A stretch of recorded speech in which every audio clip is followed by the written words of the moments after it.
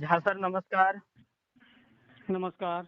Jha sir, एक paper आया है 22 अगस्त को, जो पटना संस्करण का है। उसमें जो लिखा हुआ है, माननीय मंत्री केदार प्रसाद गुप्ता जी का ये बयान है। लेकिन हुँ, सबसे अंत में मुख्य बात जो लिखा गया है, सभी पंचायत में खुलेगी लाइब्रेरी, युवा करेंगे परीक्षाओं की तैयारी। हुँ, इसमें लिखा हुआ है कि ग्राम के सचिव होंगे लाइब्रेरी के प्रभारी, और ग्राम हुँ, पुस्तकालय का नियमित संचालन करना हुँ, ग्राम कचहरी सचिव की जिम्मेवारी होगी।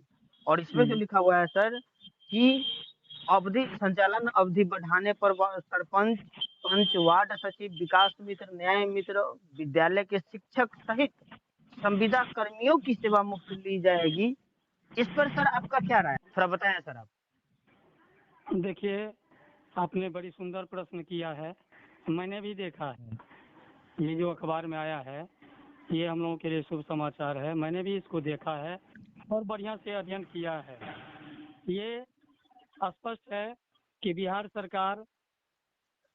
के सभी पंचायतों में एक ई लाइब्रेरी खोलने जा रही है। उस ई लाइब्रेरी में युवाओं को प्रतियोगी परीक्षा का तैयारी करने के लिए पूरा कंप्यूटरीकृत व्यवस्था से लैस होगा। सब कुछ वहाँ रहेगा। उसमें जो उसका संचालन का नियमावली बिहार सरकार तैयार किया है, जो माननीय मंत्री जी और अपर मुख्य सचिव महोदय ने जो स्पष्ट किया है, उसका जो संचालन होगा उसमें दिया है कि ग्राम कचहरी चूंकि सब दिन नहीं लगता है और सरकार जब जी जी वेतन देती है तो हर जी कर्मी जी, से काम भी लेती है। तो बिल्कुल। उनको कचहरी सचिव को उसका प्रभारी बनाया है। और लाइब्रेरी चूंकि सब दिन खुलेगा, कभी कचहरी भी लगेगा, तो उनको भी दिक्कत हो सकता है। सबका अपना अपना काम भी करना है, जो उत्तरदायित्व बिहार सरकार से परमानेंट मिला हुआ है। उसके अतिरिक्त लाइब्रेरी भी चलना है। तो लाइब्रेरी में सरकार ने तय किया है कि इन इन कर्मियों से सेवा लेना है।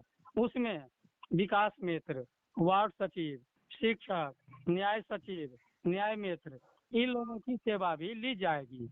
तो इसका मतलब ये हुआ कि उसमें वो सरकारी लाइब्रेरी होगा, सरकारी कर्मी ही उसका संचालन करेंगे।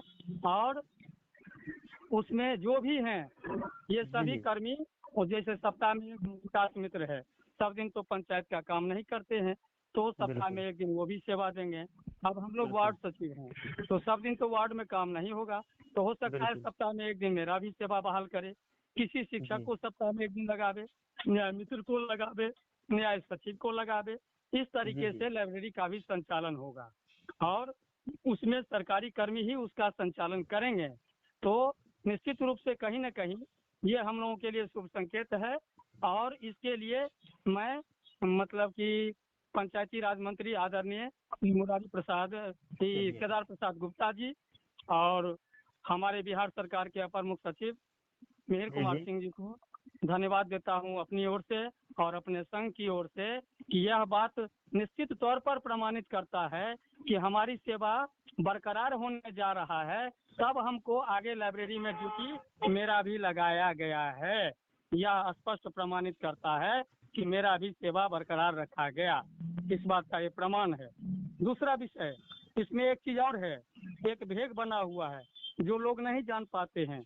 उसमें लिखा हुआ है कि उसके लिए निःशुल्क होगा, वो जो सेवा लिया जाएगा वो निःशुल्क होगा, किसी जी को जी जी उसके जी। एवज में अलग से पैसा देना ही होगा।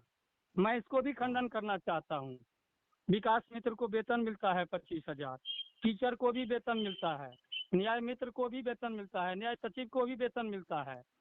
हाँ, तो सरकार अगर कहीं आपसे काम लेती है तो एक वेतन देती है। किसी पंचायत सचिव को अगर 2 पंचायत में प्रभार दिया जाता है तो वेतन एक ही मिलता है। ठीक उसी तरीके से हमारा वेतन वार्ड से मिलेगा। हम वार्ड सचिव हैं, हमारे पद को बरकरार रखा गया है, हमारा वार्ड से वेतन होगा। लाइब्रेरी में जो सेवा देंगे वो हमारा प्रतिनियुक्ति होगा, उसके लिए अलग से क्यों दे होगा? खुद अब किसी को नहीं देगा तो हमको भी अलग से नहीं देगा, किसी कर्मचारी यानी को अलग से दे नहीं होगा। कि कहीं न कहीं सरकार हमारे लिए कुछ सोचे है, कुछ समझे हैं, तब जाके हमको जो है जगह, हमारे पद का जगह जो है, ड्यूटी का डिवाइड वो कर रहे हैं। निश्चित रूप से यह कहने में कहीं से कोई दुमत नहीं है। निश्चित रूप से बिहार सरकार हमको लाने जा रही है। इसलिए लाइब्रेरी के संचालन में सभी कर्मियों का ड्यूटी निर्धारित किया है, उसमें मेरा भी ड्यूटी निर्धारित किया है। स्पष्ट है। सर और तो ये और एक बात और कहना चाहता हूँ, ये जो अखबार का कटिंग है ये किसी ने लिख नहीं दिया है, ये अपर मुख्य सचिव और मंत्री का दिया हुआ बयान है। कोई गलत में न रहे, कोई इधर उधर नहीं। मैं स्पष्ट कहना चाहता हूँ, इसमें कोई टीका सर टिप्पणी किंतु सर परंतु नहीं है। सर सर इस विषय में हम भी कुछ कहना चाहेंगे। क्या प्रमाण है कि हम लोग के प्रति ही ये कोई कुछ विशेष है? कुछ लोग फोन करके, हम 2-3 दिन से हम भी परेशान हैं, दिन में सैकड़ों फोन आता है, उससे ज्यादा भी। और ये जो प्रश्न आपने किया है, ये भी कुछ बंधु हमसे भी किए हैं। आपका प्रश्न बिल्कुल सही है, लेकिन इसका मेरे पास जवाब है। इसलिए कि हर जगह आपको पूर्व और नया नहीं दिखेगा, यह मैं स्पष्ट बताना चाहता हूँ। जहाँ सरकार को दिखाना था वहाँ सरकार स्पष्ट कर दिया। हमारा जो 31 अक्टूबर को मुख्यमंत्री सचिवालय से पत्र निकला हुआ है, उसमें स्पष्ट है कि पूर्व वार्ड सचिव को पुनः पद पर बनाए रखते हुए मानदेय देने के संबंध में, क्योंकि जी स्पष्ट करना था, इसलिए जी वहाँ जी पूर्व है। लेकिन बाकी जगह अखबार में जहाँ कहीं भी आपको मिलेगा, ये पूर्व जी और नया नहीं मिलेगा। समझ गए? सीधा वार्ड सचिव मिलेगा, और वो हम ही लोग हैं, हम ही लोग रहेंगे, हम ही लोग थे। दूसरी बात कि ये जो चीज है, इसको मैं एक एंगल से और स्पष्ट करना चाहता हूँ। अभी हमने कहा था कि 15 अगस्त तक कुछ होगा, तो 15 को तो माननीय मुख्यमंत्री जी किसी संविदा के बारे में कुछ बोले नहीं, किसी के बारे में नाम लेकर, लेकिन इतना बोले कि 12 लाख नौकरी और 10 लाख रोजगार का सपना हम पूरा करेंगे, जो हमारा टारगेट है। उसके ठीक अगले दिन 16 तारीख को डॉक्टर बी राजेंद्र जी का एक पत्र प्रकाशित होता है, जिसमें जैसे शिक्षा मित्र को राज्यकर्मी बनाने के लिए नियम बनाया, ठीक उसी तरीके से उनको बना भी दिया गया, एक बिहार बोर्ड से सक्षमता परीक्षा लेकर। ठीक उसी तरीके से बी राजेंद्र जी ने एक पत्र जारी किया है। उस पत्र में सारा सब कुछ स्पष्ट है कि संविदा कर्मियों को राज्यकर्मी बनाने के लिए क्या सब उसमें होगा। उसमें स्पष्ट है कि उनको उम्र सीमा में छूट मिलेगी, अनुभव के आधार पर लिया जाएगा, उसमें अंकों की अधिमानता होगी, यानी अधिकतम 25 अंक का बोनस मिलेगा, जो 15 साल किए हैं, जो 10 साल किए हैं, या जो 5 साल किए हैं। अधिकतम 25 अंक, एक साल में 5 अंक का बोनस मिलेगा। मैंने पहले भी कहा था, तो 25 अंक मेरा भी बनता है, उससे ज्यादा किसी को नहीं मिलेगा जो 10 साल 15 साल भी किए हैं। और उसमें सरकार एक बात और स्पष्ट कर दिया है कि सबको एक एग्जाम पास करना पड़ेगा, चाहे बिहार कर्मचारी चयन आयोग हो, चाहे बिहार तकनीकी सेवा आयोग हो, चाहे जिसका जो बनता है, चाहे बिहार लोक सेवा आयोग। तो जो पदाधिकारी हैं उनको संविदा में, उनको बिहार लोक सेवा आयोग से आना होगा। जैसे हम लोग हैं तो हमारे लिए कर्मचारी चयन आयोग को प्रतिलिपि भेज दिया गया है इस पत्र का। और जो जेई हैं, एएनएम हैं, जीएनएम हैं, उनके लिए बिहार तकनीकी सेवा आयोग परीक्षा आयोजित करेगी। और इसमें एक बात और है कि 2021 तक जो कर्मी आए हैं उन्हीं को रखा गया है, तो जो 22 में नए वाले आए हैं उनको तो सरकार उस चिट्ठी में समाप्त कर दिया। तो वो चिट्ठी स्पष्ट करता है कि 2021 तक जो कर्मी हैं उन पर ये लागू होगा। 2021, जैसे हम लोग 17 में आए, तो जो 2021 तक आ गए हैं, जैसे स्वच्छता पर्यवेक्षक फलना चिल्ला, उन सब तक ये रहेगा। उसके बाद जो आए हैं उस पर कोई पुनर्विचार नहीं है, वो पत्र बिल्कुल स्पष्ट करता है। क्या अंडरस्टैंड?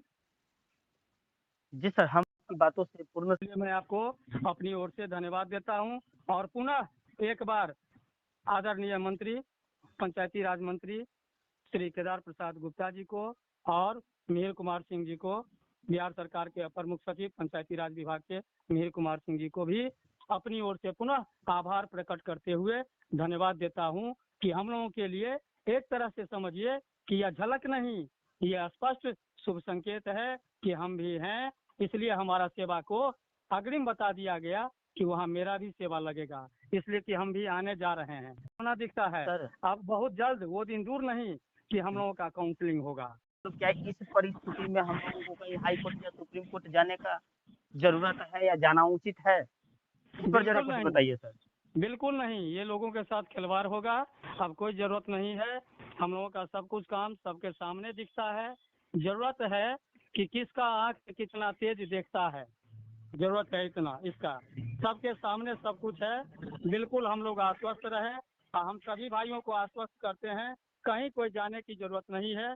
जब 10 साल वाले 15 साल वाले रुके हुए हैं, सरकार का इंतजार करते हैं, हमारा भी सब सिस्टम दिख रहा है, तो हम लोगों को भी कहीं किसी तरह जाने की आवश्यकता नहीं है।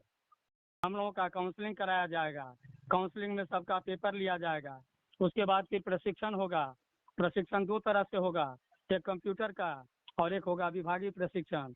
उसके बाद फिर हम लोगों का बकाया कंप्यूटर वाली बात जो कह रहे हैं, कुछ दिन पहले भी एक पेपर अगर हम लोग देखे थे कटिंग, जिस पर ये साफ स्पष्ट स्पष्ट था कि ग्राम कचहरी और वार्ड क्रियान्वयन प्रबंधन समिति को एक लैपटॉप मिलने जा रहा है, सिस्टम के साथ बिल्कुल।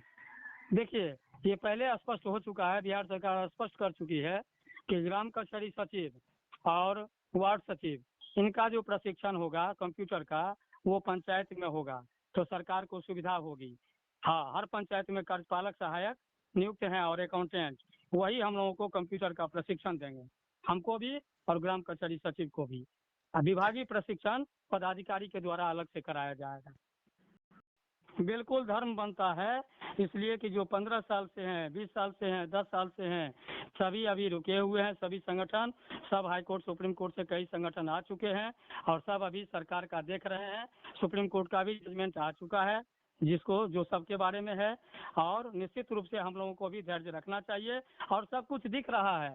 मैं तो बार बार धन्यवाद देता हूँ कि 8 अगस्त को हम लोग मिले थे अपर मुख्य सचिव से और पंचायती राज मंत्री केदार प्रसाद गुप्ता जी से कार्यालय में मिले थे, और जी जी बिल्कुल जैसा उन्होंने इशारा किया, उनका इशारा होता है, वो तो स्पष्ट बोलते नहीं है। आज दिखा और आगे भी दिखेगा और बढ़िया स्पष्ट तरीके से दिखेगा। इसमें कहीं कोई किंतु परंतु नहीं है, यह स्पष्ट है कि सबका सेवा वहाँ लगा तो मेरा भी सेवा वहाँ लगाया गया। तो हम जब हमको लाया गया तब न सेवा लगाया गया, स्पष्ट है। इसलिए सबका नजरिया अलग होता है, पढ़ना और समझना अलग होता है, इससे हमको कोई नहीं है, सबको अलग अलग अर्थ लग सकता है, लेकिन ये स्पष्ट है, कहीं से हम लोगों को अब कोई दुमत नहीं है। निश्चित रूप से कामयाब हैं, हम वार्ड सचिव थे, हम हैं, हम रहेंगे और हमारा पद भी वही रह रहा है, हम वही रहेंगे और वही पद को अस्थायी मान्यता मिलने जा रहा है। ये नए पद का सृजन है, बंधु बढ़िया से इसको समझ लिया जाए। जो राज्यपाल महोदय भी बोले थे कि बिहार में 3 लाख नए पदों का सृजन होगा, उसी में हम लोग भी हैं, जो दिख रहा है, स्पष्ट हो चुका है। बस कुछ दिन का और इंतजार है, बस अगले महीने जैसा हमको लगता है कि काउंसलिंग होगी। साथियों को आश्वस्त करना चाहता हूँ कि आपका दुख का घड़ी अब जाने वाला है और सुख की घड़ियाँ आने वाली है, और निश्चित रूप से हम लोग भी एक कामयाब इंसान के रूप में अपने अपने समाज में, अपने अपने परिवार में पदस्थापित होने जा रहे हैं। निश्चित रूप से दुनिया का कोई ताकत इसको अब रोकने वाला नहीं रहा। चलिए तो फोन रखते हैं सर। ठीक है, ठीक है, ठीक है।